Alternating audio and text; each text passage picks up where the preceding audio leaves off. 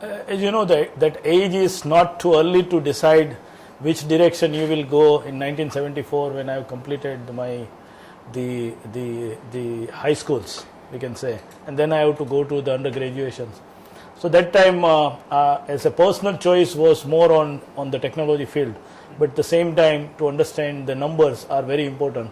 So I have decided to go in the both, but I have a limited time of the 4 years.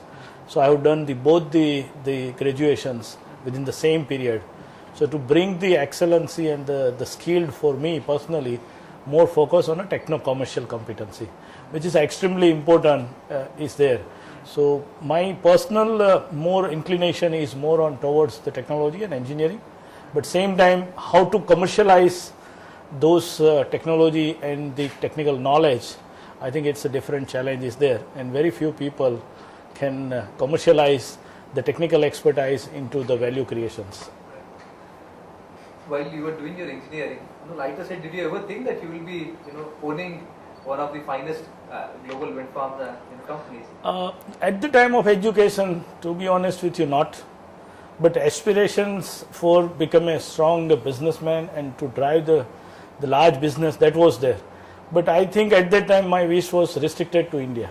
I see. Right? Not to the global basis. But once I grown on the business, then more and more challenge and more opportunity when we found. So today we are doing globally.